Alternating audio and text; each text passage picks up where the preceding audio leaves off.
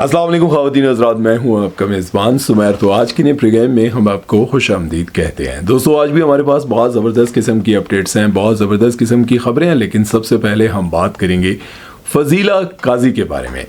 ये पीटीवी के दौर की बहुत ज़बरदस्त और कामयाब हीरोइन रह चुकी हैं। आजकल भी इनके बहुत सारे ड्रामे आते हैं। इनके शोहर कैसर खान के साथ इनकी जोड़ी को बहुत ज़्यादा पसंद किया जाता था। आजकल ये ड्रामों की वजह से वायरल नहीं, बल्कि एक रिसेंटली इनका एक पॉडकास्ट है, उस पॉडकास्ट में कुछ बातें इन्होंने ऐसी की जिसकी वजह से ये बहुत ज़्यादा वायरल हुई। अहमद अली बट के पॉडकास्ट में ये आती हैं और अहमद अली बट इनसे पूछते हैं कि फ़ाद मुस्तफ़ा को अगर आप घर पर बुलाएं तो उनको क्या खिलाएंगे।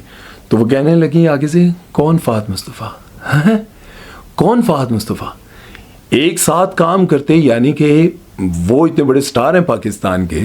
फजीला काजी हर वक्त इंडस्ट्री में रहने वाली सिंध की हैं, और कैसे हो सकता है कि वो फ़ाद मुस्तफ़ा को ना जानती हो। एकदम से ऐसे देखती हैं और कहती हैं, कौन फ़ाद मुस्तफ़ा? वो कहते हैं अच्छा चलो आगे चलते हैं। उन्होंने कहा कि अगर हुमायूं सईद आपके घर आ जाएं तो उनको खाना खिलाएंगे? कहते नहीं, सिर्फ चाय पिला दूंगी, क्योंकि मैं मेहमान नवाज हूं तो चाय पिला दूंगी। ज़रा गौर कीजिए, फ़ाद मुस्तफ़ा कौन है और दूसरी तरफ हुमायूं सईद, इतने बड़े डायरेक्टर, इतने बड़े प्रोड्यूसर, एक्टर, पाकिस्तान के वो हीरो जो बूढ़े ही नहीं हो रहे, माशाल्लाह, अल्लाह उनको ज़िंदगी दे। उनके बारे में कह रही हैं कि चाय पिला दूंगी, लेकिन फ़ाद मुस्तफ़ा को कहती हैं कौन? इसके पीछे कोई तो वजह है। खैर, आगे चलकर आपको ज़रा बताता हूँ। अच्छा, पहले मैं आपको ज़रा फजीला काजी के बारे में बताता चलूँ कि वैसे तो ये बहुत सारे ड्रामों में काम करती आ रही हैं, लेकिन सिर्फ हम टीवी और जियो के ड्रामे ये करती हैं। और फ़ाद मुस्तफ़ा और हुमायूं सईद सिर्फ ARY के लिए काम करते हैं। ज़रा गौर कीजिएगा, ये काम सिर्फ हम टीवी और जियो के लिए करती हैं, और फ़ाद मुस्तफ़ा और हुमायूं सईद ये ARY के लिए करते हैं। और तकरीबन 7-8 साल पहले एक ड्रामा था जिसका नाम था बेखुदी। उसमें उन्होंने हुमायूं सईद के साथ काम किया था। उसके बाद उन्होंने इनके साथ आज तक काम नहीं किया। कैमरे के पीछे क्या मामलात हुए, कौन सी बात ऐसी बुरी लगी जिसकी वजह से वो आज तक गुस्से में है। अच्छा, इसके साथ साथ उन्होंने जो बड़े बड़े प्रोड्यूसर्स हैं उनके बारे में बड़ी बातें की हैं, और बातें करते हुए उन्होंने ये कहा है कि जितने बड़े बड़े प्रोड्यूसर्स हैं ये बहुत चालाक हैं। ये कभी अदाकार हुआ करते थे और इन्होंने बड़ी चालाकी के साथ अपने दोस्तों को कास्ट किया, कभी उनको पैसे दिए, कभी उनके पैसे खा लिए, और वही पैसा जोड़ कर आज ये बड़े प्रोड्यूसर्स बने हुए हैं। देखिए, आप सबको पता है कि मैं हमेशा अपनी वीडियो में ये बात कहता रहता हूँ कि भाई ये जितने बड़े बड़े प्रोड्यूसर्स होते हैं, डायरेक्टर्स होते हैं, इनके आगे पीछे घूमने वाला खूबसूरत तरीन लड़का, खूबसूरत तरीन लड़की जो अपना घर बार, पिंडी, इस्लामाबाद सब कुछ छोड़कर पहुंचा होता है वहाँ पर कराची में, इनको एक आने का फ़र्क नहीं पड़ता कि इनका कैरियर बर्बाद हो रहा है।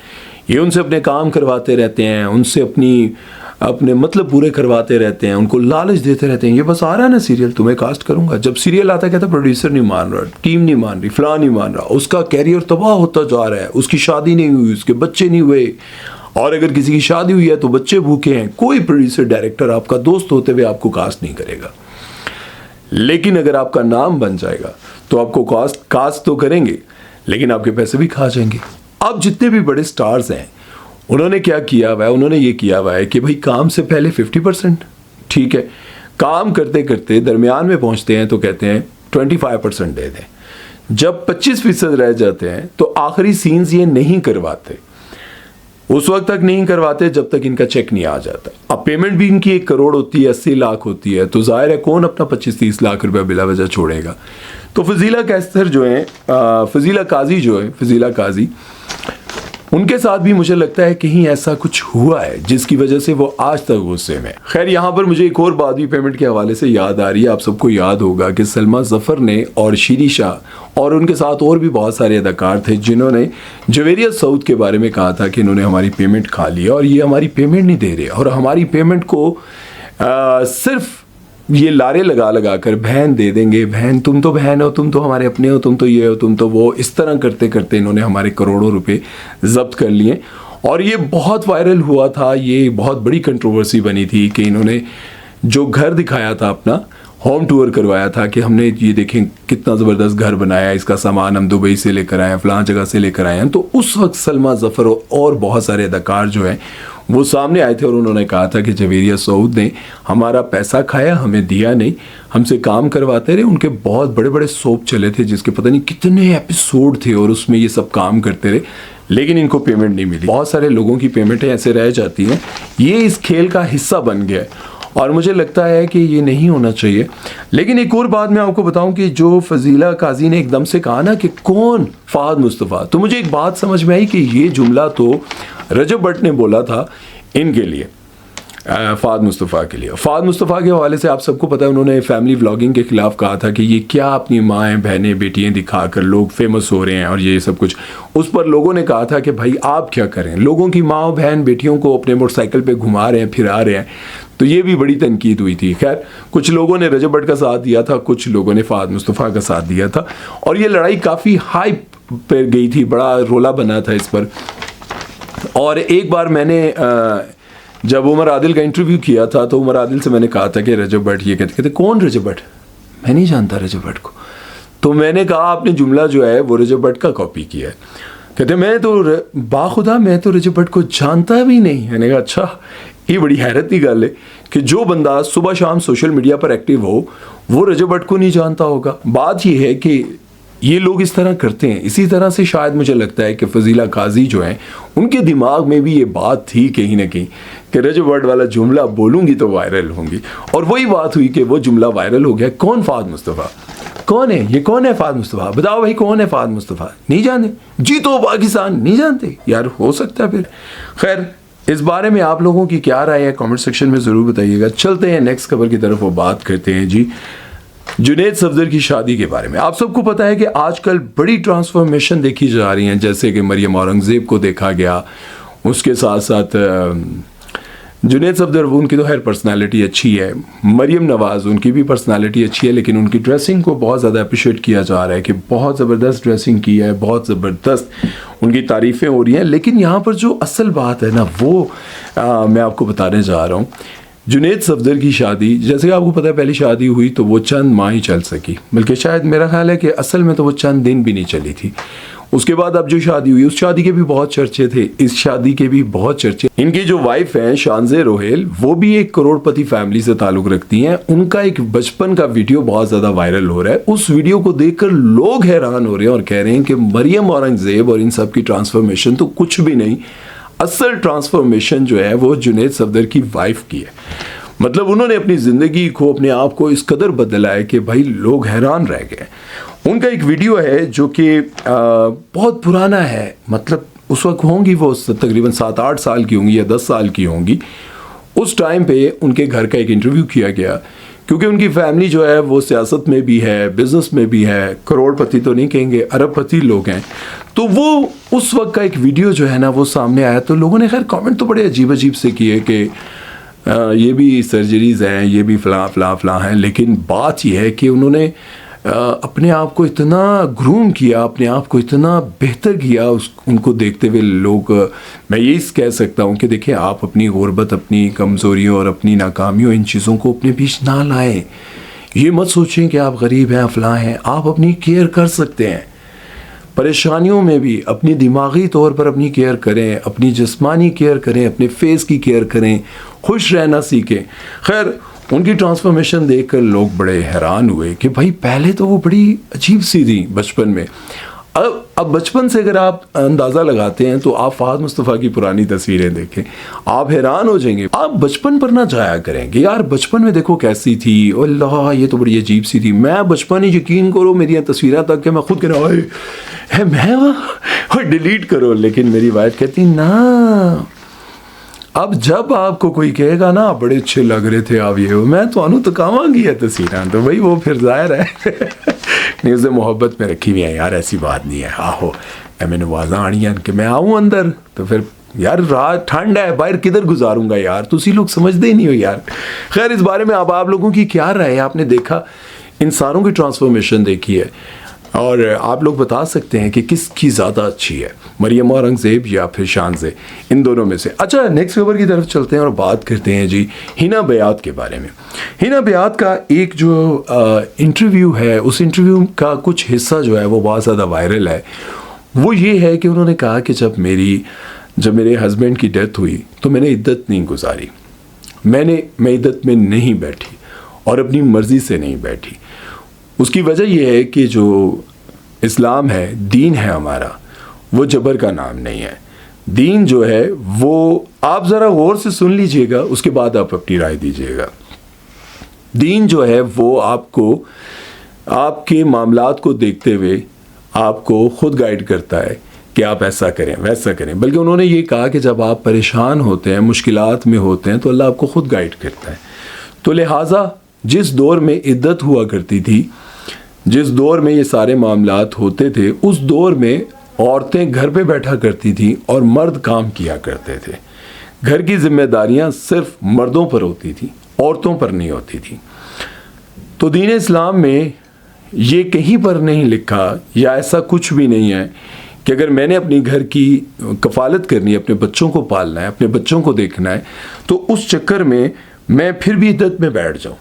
तो लिहाजा मैं इद्दत पे इसलिए नहीं बैठी क्योंकि मुझे अपने घर की कफालत करनी थी। और भी उन्होंने बहुत कुछ लिखा है, लेकिन मैं आपको शॉर्ट ये सारी चीज़ें बता रहा हूँ कि वो कहती हैं कि दीन जो है वो फितरत के ख़िलाफ़ नहीं है। आपके अंदर कोई ख्वाहिश है और दीन आपको उसके ख़िलाफ़, लेकिन दीन तो ऐसी बात तो नहीं है। जहाँ आपकी ख्वाहिश होती है, गलत भी हो सकती है, लेकिन दीन तो वहाँ मना करता है। दीन ऐसा मुमकिन नहीं है कि अगर आपकी ख्वाहिश हो गुनाह करने की तो दीन आपको उस तरफ ले जाए।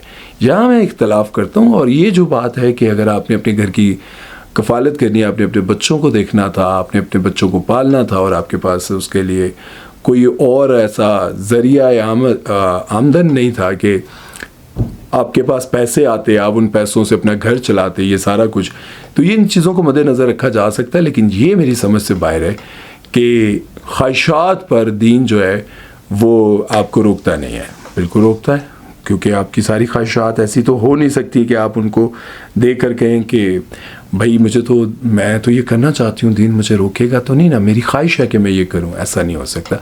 बहरहाल बाकी ज़ाहिर है अगर आपके बच्चे भूखे हैं, परेशानियाँ हैं, मुश्किलात हैं, तो फिर एक अलग मामला है। वो तो कोई आलिम दीन अगर मुझे सुन रहा है, वो अगर मेरी बात को समझ रहे हैं कि मैं क्या कहना चाह रहा हूँ और उनका जो पैगाम है, जो बात है, वो आप तक पहुँचा रहा हूँ, तो आप लोगों ने मुझे कमेंट सेक्शन में बताना है कि ये जायज़ है, नहीं है, किस तरह से जायज़ हो सकता था। ये ज़रा एक्टिंग और इन चीज़ों को एक तरफ रखते हुए मेरा एक सवाल है, बहुत सारी ऐसी ख़वातीन हैं जिनके शौहर इंतकाल कर जाते हैं और उनको अपने बच्चों को पालना होता है और लोग कहते हैं कि इसने इद्दत नहीं पूरी की। तो उस हवाले से आप लोग क्या कहते हैं, जो आलिम दीन है, जो ये बात सुन रहे हैं, वो प्लीज़ अपनी राय ज़रूर दीजिएगा। चलते हैं नेक्स्ट खबर की तरफ। वो बात करते हैं हिना रिजवी के बारे में। वो कहती हैं कि शौहर की बेवफाई पकड़ने का तरीका, चंगे फतूर पहाड़ वालियां गल्लां। अच्छा, वो कहती हैं, हिना रिजवी कहती हैं कि अगर आपका शौहर या मर्दों के रवैये में अचानक आप नुमाया तब्दीली पाए, या आप देखेंगे वो बार बार घर से बाहर रहने लग गए हैं, या आपका बहुत ख्याल रखने लग गए हैं, या आपसे कतराने लग गए हैं, या वॉशरूम में बहुत ज़्यादा टाइम लगाने लग गए हैं, या फिर कहीं बहाने से बाहर निकल रहे हैं, गाड़ी में बैठे रहते हैं, तो ये ख़तरे की घंटी है। तो आप समझ जाएं कि आपके हक पर कोई डाका डालने वाला है। ज़रा गौर करें। ये तो उन्होंने बता दिया कि भाई आपके साथ ऐसा होने वाला है, लेकिन उन्होंने इसका हल नहीं बताया। हल मैं आपको बताता हूँ, सच में पक्के सही दिल से आपको हल बताता हूँ। जब आपको लगे कि आपका हस्बैंड आपके हाथों से निकल रहा है, वो कहीं छुप कर बात कर रहा है, वो किसी से मिलना चाह रहा है, उसके ऊपर किसी ने डोरे डाले हुए हैं और आपका हस्बैंड जो है वो आपके हाथ से निकल रहा है, तो यकीन जाने सबसे पहले आप अल्लाह से अपना ताल्लुक मजबूत करें, अल्लाह से मदद मांगे सबसे पहले, यकीन करें। उसके बाद आप अपने शौहर से अगर बदतमीज़ी करती हैं तो अपनी ज़ुबान को बंद कर लें। अगर आप ये समझती हैं कि मैं चीख कर, लड़ कर, बेइज्जत करके अपने शौहर को रोक लूँगी, तो ये आप कभी नहीं कर पाएंगी। आपका शौहर आपके हाथों से निकलता जाएगा। भले आप उसको ये डरावा दें कि मैं बच्चों को ले लूँगी, मैं बच्चों को लेके कहीं चली जाऊँगी, मैं ये कर लूँगी, लेकिन जब उसको एक तरफ दूसरी तरफ एक ऐसी लड़की जो उसको साफ़ सुथरी मिलेगी, जो उसकी इज्जत कर रही होगी, जो उसका एहतराम कर रही होगी, जो उससे प्यार कर रही होगी, वो खूबसूरत भी होगी, तो कहेगा खैर है बच्चे हो रहा जाएंगे। याद रखिए, मैं आपको बहुत खुली बात समझा रहा हूँ। अगर आप ज़ुबान दराज हैं तो अपनी ज़ुबान को कंट्रोल कर लें। अगर आप गंदी रहती हैं शौहर के सामने, साफ़ रहना शुरू कर दें। अगर आप शौहर को खाना नहीं देती टाइम पर तो खाना देने लग जाएं। अगर आपका शौहर वापस ना आया और चंद दिन के बाद उसको समझ ना आई, देखें एक तरफ बीवी है इज्जतदार, समझदार, पर्देदार, और दूसरी तरफ है बीवी जो ऐसे कपड़े पहनती है कि शौहर जा रहा हो तो 10 बंदे और भी साथ देख रहे हो और वो कह रहे हो भाईजान मैं तो आगे तक ला दे। नहीं भाईजान आए, सर आए, मैं आपको आगे तक उतार दूँ। खाने का बिल देने लगे तो वो आपको देखने की बजाय मैडम को देख रहे हो तो कहें नहीं सर रहने दें, हमारी तरफ से 50% डिस्काउंट है। और इस तरह की चीज़ें जब आपको देखने को मिलेंगी और समझदार वो शख्स हुआ तो वो यकीनन वापस आएगा और कहेगा कि मैं अपनी एक इज़्ज़तदार शरीफ बीवी को छोड़कर किस तरफ जा रहा था। अगर आप शरीफ हैं, इज़्ज़तदार हैं, लेकिन बदतमीज़ हैं, ज़ुबान दराज है और ये सारी हरकतें आप करती हैं, शौहर को टाइम नहीं देती हैं, यकीन जाने वो अगर इज़्ज़तदार नहीं भी है तो आपका शौहर आपके हाथ से निकल जाएगा, क्योंकि वक्त ही उसको सब कुछ बहुत अच्छा लग रहा होगा। बाद में उसकी ज़िंदगी वो एक ड्रामा बन जाए, तमाशा बन जाए, वो एक अलग बात है, लेकिन वक्त ही वो इंजॉय ज़रूर करेगा। याद रखें, अपने शौहर को अपने हाथ में रखने के लिए 4-5 चीज़ों का ख्याल रखें। ज़ुबान बंद रखें, साफ़ सुथरी रहें, शौहर को टाइम पे खाना दें। अगर उसे गुस्सा आए तो आप चुप कर जाएं। कल एक ऐसा वक्त आएगा जब आप शोर कर रही होंगी, वैसे बैठा होगा, बोलन दे यार बेचारी थकी है, बोलन दे यार बेचारी परेशान है, बोलन दे यार आज इसका दिन है। यकीन जाने के वक्त ऐसा आएगा। लेकिन अगर आप मुकाबले पे उतर आएंगी तो वो कोई और ढूंढ लेगा। जहां वो 2-3 लाख रुपए आप पे खर्च कर रहा है, वो थोड़ी मेहनत करके लाख और जोड़ के किसी और को फ्लैट पे रख लेगा और उसके साथ अपना थोड़ा बहुत टाइम अच्छा स्पेंड करेगा और कहेगा कि यहाँ जब मैं आता हूँ तो मुझे ज़िंदगी पुरसुकून लगती है, घर जाता हूँ तो अजाब लगती है। ऐसे वक्त से अपने आप को भी बचाएं, अपने बच्चों को भी बचाएं। तावीज़ बनाकर दांतों के नीचे चुबा लें, बस घर पुरसुकून हो जाएगा। उम्मीद है कि मेरी बात आपको समझ आई होगी। अपना बहुत सारा ख्याल रखिएगा, दुआ में याद रखिएगा। सुमैर चौधरी को दीजिए इजाज़त। अल्लाह हाफिज़।